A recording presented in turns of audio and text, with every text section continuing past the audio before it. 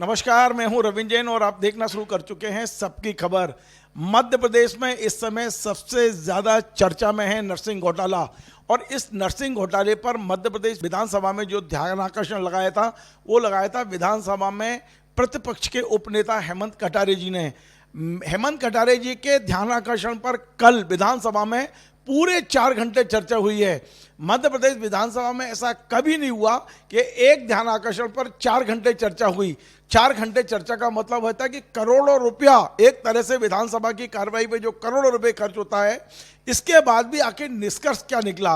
और आज जब विधानसभा में बजट प्रस्तुत किया जाना था उस समय कांग्रेस के सदस्यों ने जम के हंगामा किया। उनका कहना था कि कल सदन में जो सत्ता पक्ष है उसने सदन को गुमराह किया, गलत जानकारियां दी हैं। आज हमारे साथ में इसी ध्यानाकर्षण को उठाने वाले विधानसभा में प्रतिपक्ष के उपनेता हेमंत कटारे जी साथ हैं। हम उनसे समझते हैं कि कल जब इतनी चर्चा हो गई, पूरा मौका आपको बोलने का मिला, उसके बाद क्या कारण है कि आज आपने हाउस नहीं चलने दिया, शोर शराबा मचता रहा जब तक हमारे वित्त मंत्री बजट प्रस्तुत करते रहे और आप शोर शराबा करते रहे। आखिर कारण क्या है? आपने सारी बातें तो कह ली हैं, अब नर्सिंग में ऐसा क्या बचा है जिस पर आप कार्रवाई चाहते हैं? हेमंत जी, आपका बहुत बहुत स्वागत है।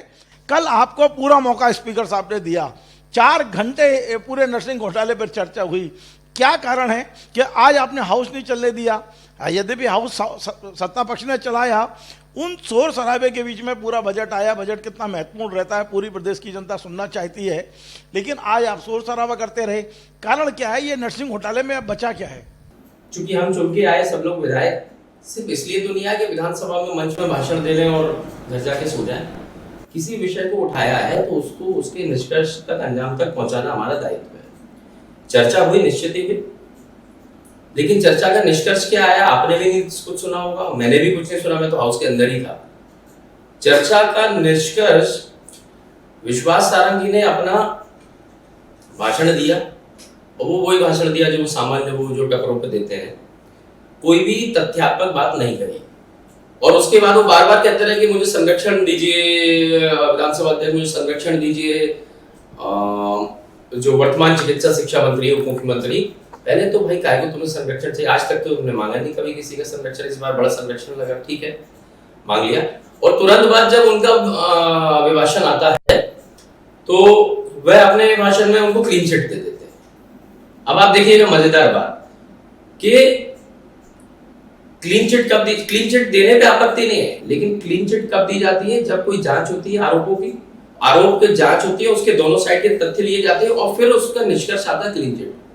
हमने आरोप लगाया, आरोप पत्र दिया, उसमें बिंदुवार आरोप बताए, नेता प्रतिपक्षी ने बाकायदा लिख के विधानसभा अध्यक्ष और विश्वास सारंगी दोनों को दिया।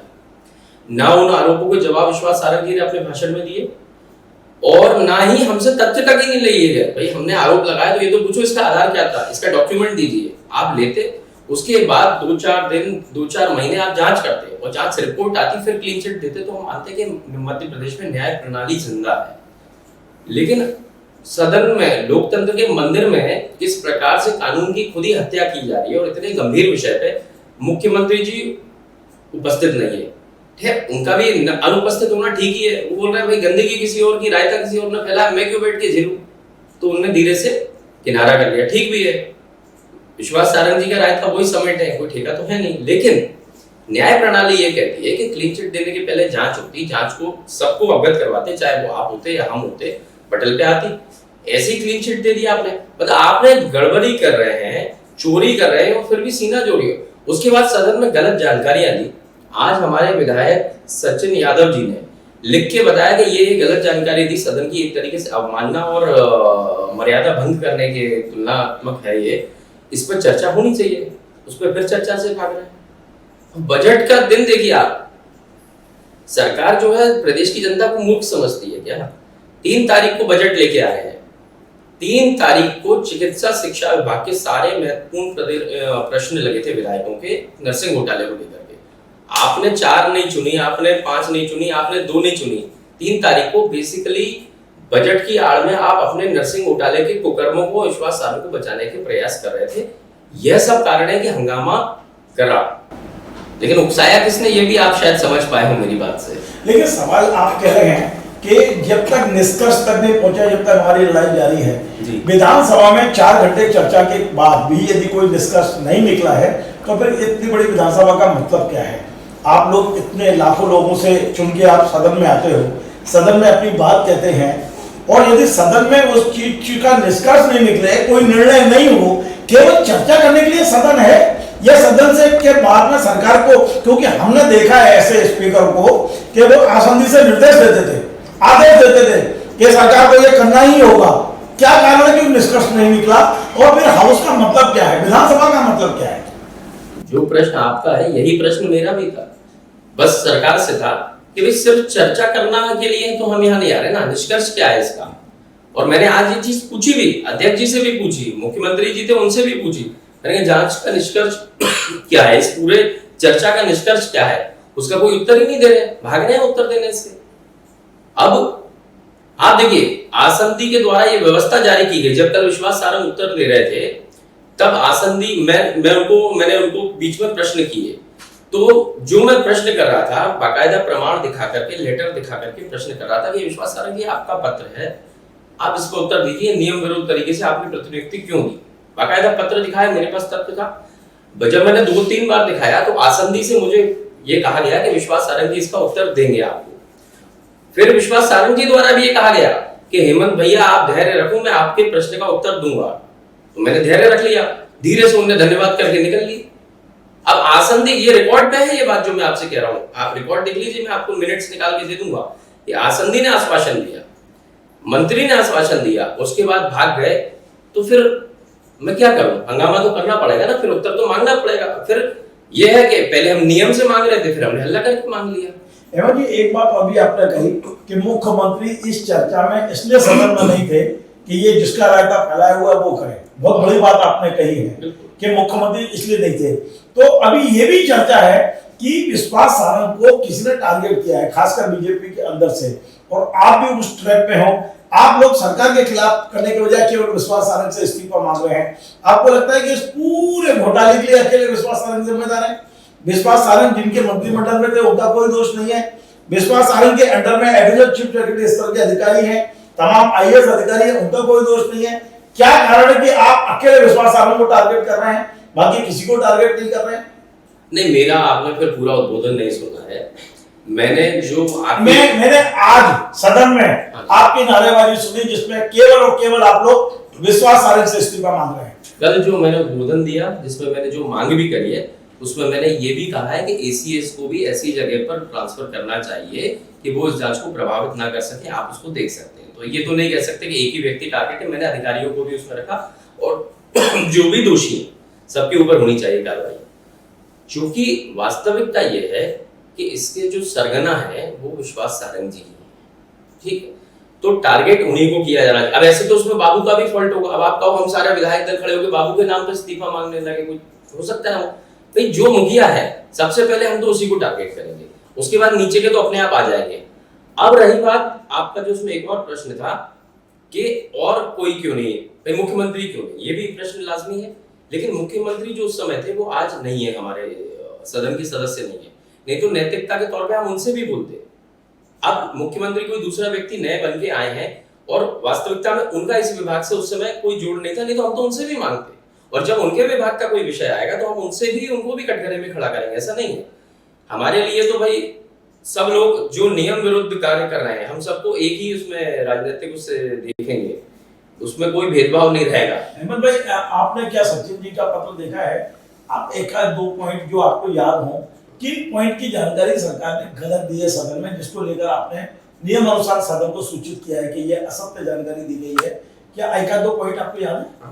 बिल्कुल, जो मेन बिंदु है वो मैं आपको बता देता हूँ।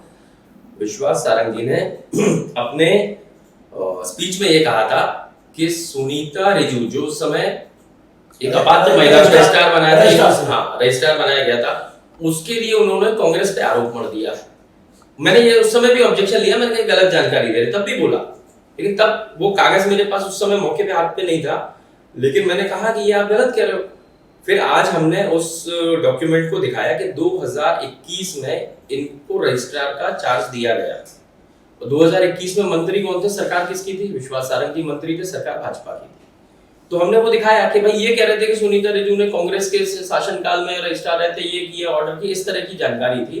तो उसके बारे में सचिन यादव जी ने शिकायत करी थी। दूसरा ये भी कह रहा हूँ कि क्या देखिए, यदि मान लीजिए हाउस में कोई डिस्कस नहीं निकल रहा, हाई कोर्ट में आवेदन गया, हाई कोर्ट ने सीबीआई को जांच सौंपी, सीबीआई वाले भी गए हैं, आखिरकार ये नर्सिंग घोटाला होगा क्या? क्या लोगों को न्याय मिल पाएगा? एक दूसरा, व्यापम के कारण से हम पहले ही बहुत बदनाम है पूरे देश और दुनिया में। आज मध्य प्रदेश के डॉक्टर यदि मध्य प्रदेश के बाद नौकरी करना चाहे तो लोग व्यापम के चिढ़ाते हैं। कल मध्य प्रदेश विधानसभा में आर्थिक सर्वेक्षण में ये बात आई है कि एमबीबीएस के हुए 3600 डॉक्टर बेरोजगार हैं। ये कल विधानसभा के पटल पर रखी गई जानकारी मध्य प्रदेश सरकार ने, कि 3600 एमबीबीएस डॉक्टर बेरोजगार है मध्य प्रदेश में। निश्चित तौर पर उसके पीछे व्यापम भी कहीं ना कहीं जिम्मेदार है। ऐसे में मध्य प्रदेश में जो नर्सिंग की डिग्री करके जाएंगे, क्या उन्हें कहीं जॉब मिल पाएगा? हम कितनी बदनामी हमारे मध्य प्रदेश की हो रही है, इससे लेकर चिंता कब और कैसे होगी, और क्या सर्वदलीय बैठक करके क्या इन समस्याओं का समाधान नहीं कर सकते हैं? मैं तो ये बात कहीं भी कही, मैंने एक जगह जब यूथ कांग्रेस का धरना चल रहा था 24 घंटे का, उसमें मैंने कहा भी, मैंने कहा अगर कोई मरीज हॉस्पिटल में भर्ती हो और जो ठीक होने की स्थिति में हो, जूझ रहा हो, उसको ये पता लग जाए कि भाई ये व्यक्ति मेरा इलाज कर रहा है डॉक्टर, ये व्यापम घोटाले से निकला हुआ है, और जो नर्स इलाज के बाद 24 घंटे देखरेख कर रही है वो सारंग घोटाले से निकली हुई है। सारंग घोटाला आप समझ गए होंगे। तो व्यापम घोटाले का डॉक्टर और सारंग घोटाले की नर्स, तो ये सुनते ही उसको जो हार्ट अटैक आएगा उससे वो जरूर चला जाएगा, वैसे वो बच सकता था अगर उसको ये आभास हो गया तो ये स्थिति है मध्य प्रदेश की कि देश में चिकित्सा शिक्षा के मामले में, स्वास्थ्य व्यवस्थाओं के मामले में यदि सबसे बदनाम कोई प्रदेश है, मुझे खुद इसको बात को कहने में थोड़ी शर्म महसूस हो रही है, लेकिन वो मध्य प्रदेश हो चुका है। मैं खुद कभी बॉम्बे दिल्ली जाता हूँ तो कभी कोई ऐसी बात निकल जाती है मजाक में, तो लोग बोल देते हैं कि you come from Madhya Pradesh, वो व्यापम स्कैम वाज देयर, ऐसे करके थोड़ा सा उसको कहीं ना कहीं कुरेद ही देते हैं। तो ये प्रदेश का ये स्तर इन्हें लाके खड़ा कर दिया है, दुर्भाग्यपूर्ण है। लेकिन मुद्दे की बात अभी भी यही है कि विश्वास सारंग जी से जो प्रश्न मैंने सदन के अंदर पूछे उनके उत्तर वो नहीं दे पाए, और जो आरोप मैंने उनके ऊपर लगाए बड़े तथ्यात्मक हैं। आपके चैनल पे भी मैं बता सकता हूँ क्या क्या आरोप लगाए, 2-3 लगा देता हूँ, कभी वो आए या कभी आपको मिल जाए तो आप लगा, मुझे मालूम है आप बेबाकी से प्रश्न करते हैं, तो उनसे पूछिएगा जरूर कि 2-3 प्रश्नों के उत्तर अगर मिल जाए तो मेरे को बता दीजिएगा। ठीक है, मैं प्रश्न, मेरा पहला प्रश्न ये है, बिल्कुल विश्वास सारंग से को संबोधित करते हुए करिए आप, निश्चित तौर पर ये मैं उनको भेजूंगा और उनसे जवाब भी मांगूंगा। ठीक है, तो मेरा पहला प्रश्न है कि वर्ष 2020-21 में लगभग 219 नए कॉलेजों को परमिशन मिली। इसके पहले तक टोटल नंबर ऑफ कॉलेजेस जो थे, जब से इतिहास मतलब भारत आजाद हुआ है तब से लेकर के वर्ष 2020 तक मार्च महीने तक टोटल नंबर ऑफ कॉलेजेस थे 448। ठीक, उसके बाद एक ही साल में बढ़ गए हो गए 667, मतलब 219 नए कॉलेज खुल गए। इस एक वर्ष में मंत्री थे विश्वास सारंग जी। एक साल में 219 कॉलेज खुलने का विश्व रिकॉर्ड इन्होंने बनाया, क्योंकि पीछे से भ्रष्टाचार करने के लिए ये सब करना ही पड़ेगा। कई तो ऐसे राज्य हैं जहाँ टोटली 219 नहीं होंगे, मतलब एक ही साल में इन्होंने इतना किया। तो ये जो 219 कॉलेज इन्होंने धड़ल्ले से खोले, फर्जी कॉलेज, क्योंकि वास्तविक ग्राउंड रियलिटी तो हम देख ही चुके हैं। तो इसके पीछे इनकी क्या मंशा थी, उनमें जो भ्रष्टाचार किया क्या उसकी जिम्मेदारी इनके ऊपर नहीं है। दूसरा प्रश्न मेरा ये डायरेक्ट विश्वास सारंग जी भेंट करा, मैंने 25 बार सदन के अंदर उनको पत्र दिखा के पूछा, 25 बार उत्तर नहीं दिया। आसंदी ने, और उन्होंने मुझे आश्वासन दिया, अपने स्पीच में बोला मैं हेमंत भैया इसका उत्तर दूंगा आपको। आसंदी ने बोला इसका उत्तर आपको देंगे। आप सवाल पूछिए, मैं प्रश्न मैं आपको बता रहा हूँ, और आपको उसके रेफरेंस डॉक्यूमेंट चाहिए होगा, तो मैं अभी तो ऐसे ही घूमते फिरते चाय पीने के बहाने आपसे मिला हूँ, डॉक्यूमेंट आप मेरे से ले लीजिएगा। एक व्यक्ति है योगेश शर्मा, जिसकी नियुक्ति भी विवादित है। अभी मैं उसकी नियुक्ति पे नहीं जा रहा, उसको बाद में प्रशासक बना दिया जाता है काउंसिल में, सुनीता रिजू के हटने के बाद। वो भी सुनीता रिजू को हाईकोर्ट ने हटाया। तो मेरा इसमें प्रश्न ये था विश्वास सारंग जी से कि विश्वास सारंग जी ने एक पत्र लिखा, और पत्र लिखा इनको योगेश शर्मा जी को जबलपुर से भोपाल में प्रतिनियुक्ति पे लाने के लिए। अब खास बात यह थी कि योगेश शर्मा जी के जो नियुक्ति पत्र था उसकी नियुक्ति शर्तें थी। उसकी नियुक्ति शर्त क्रमांक 3 में स्पष्ट रूप से लिखा हुआ था कि इस सोचाई महाविद्यालय में जिस दिनांक से आपकी नियुक्ति हुई उस दिनांक से लेके अगले 3 वर्ष तक आपकी मूल सेवाएं यहीं पर रहेंगी। मतलब यहां से बाहर उनकी प्रतिनियुक्ति हो नहीं सकती थी। यदि उस नियम शर्त का उल्लंघन हुआ तो नियुक्ति समाप्त हो गई।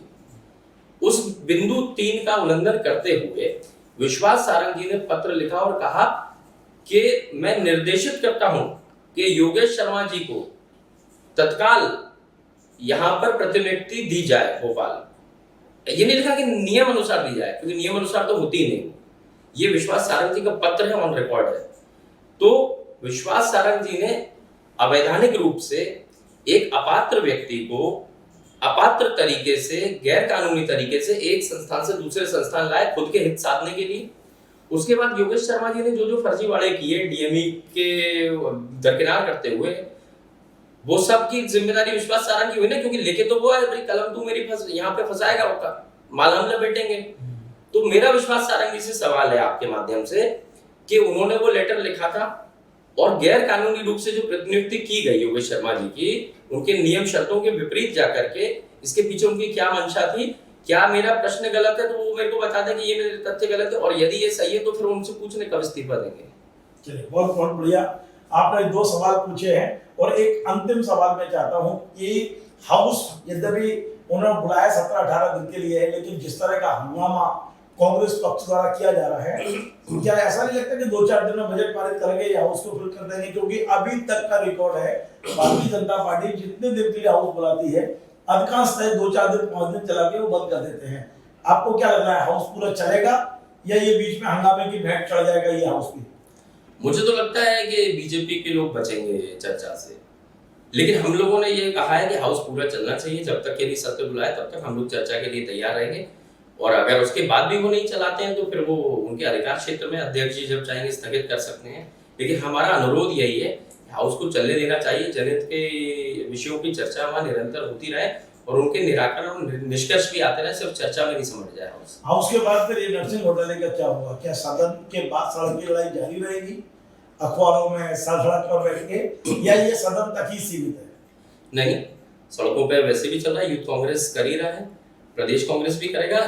इसको हम लोग सदन में दिल्ली में भी उठवाएंगे, लोकसभा और राज्यसभा में भी उठवाएंगे। जरूरत पड़ेगी तो वहां पे स्वयं राहुल जी से या वरिष्ठ नेताओं से मुलाकात कर इस विषय से अवगत करवाएंगे, और विधानसभा सत्र के बाद भी ये विषय चलता रहेगा जब तक ये अपने अंजाम तक नहीं पहुंच जाता। बहुत बहुत धन्यवाद। तो आपसे मध्य प्रदेश विधानसभा में उप नेता प्रतिपक्ष हेमंत कटारे जी, जिन्होंने आज मेरे चैनल के माध्यम से, देखिए सदन में जो सवाल उन्हें किए थे उसका जवाब जब उन्हें नहीं मिले तो आज उन्होंने आपके अपने लोकप्रिय चैनल सबकी खबर के माध्यम से विश्वास सारंग जी से केवल 2 सवाल पूछे हैं, और इन दोनों सवालों को मैं आज विश्वास सारंग जी को भेज रहा हूं। जब भी वो मुझे बुलाएंगे मैं उनका इंटरव्यू करूंगा, कोशिश करूंगा कि उनके जवाब मेरे चैनल के माध्यम से आए। नहीं आएंगे तो भी मैं कोई व्यवस्था नहीं कर सकता हूं, लेकिन इतना तय हो गया है कि विश्वास सारंग को अब चारों ओर से घेर लिया गया है। विश्वास सारंग इस संकट से कैसे निकलेंगे ये समय आए बताएगा, लेकिन आज एक नई चीज आज हेमंत कटारे जी ने बोल दी है कि अभी तक मध्य प्रदेश व्यापम के कारण बदनाम था, अब सारंग घोटाले के नाम से बदनाम होता जा रहा है। उन्होंने नरसिंह घोटाले का नाम ही सारंग घोटाला कर दिया है, और ये भी कह दिया है कि एक मरीज को यदि ये पता चल जाए अस्पताल में भर्ती व्यक्ति को, यदि वो उपचार करा रहा है कि उनका डॉक्टर जो इलाज कर रहा है वो व्यापम का डॉक्टर है, और जो उनकी सेवा में लगी हुई है नर्स वो सारंग घोटाले से आई हुई है, तो वो बगैर इलाज कराए ही दम तोड़ देगा। इस तरह की बातें जो मध्य प्रदेश में हैं, ये मध्य प्रदेश का निश्चित तौर पर, इसका जो सम्मान है मध्य प्रदेश का, इसकी जो छवि है वो निश्चित तौर पर बहुत खराब कर रही है। और भारतीय जनता पार्टी के जिम्मेदार नेताओं को, संघ के जिम्मेदार नेताओं को, वास्तव में मध्य प्रदेश का जो हित चाहते हैं उन नेताओं को इन तमाम सारे मुद्दों पर विचार करना चाहिए। आखिर कब तक मध्य प्रदेश की छवि हम इस तरह से बिगाड़ते रहेंगे? आपको हमारा ये कार्यक्रम पसंद आए तो आप इसे शेयर करें, लाइक करें, कमेंट करें, और आपसे बार बार निवेदन है हमारे इस चैनल को सब्सक्राइब अवश्य करें। धन्यवाद।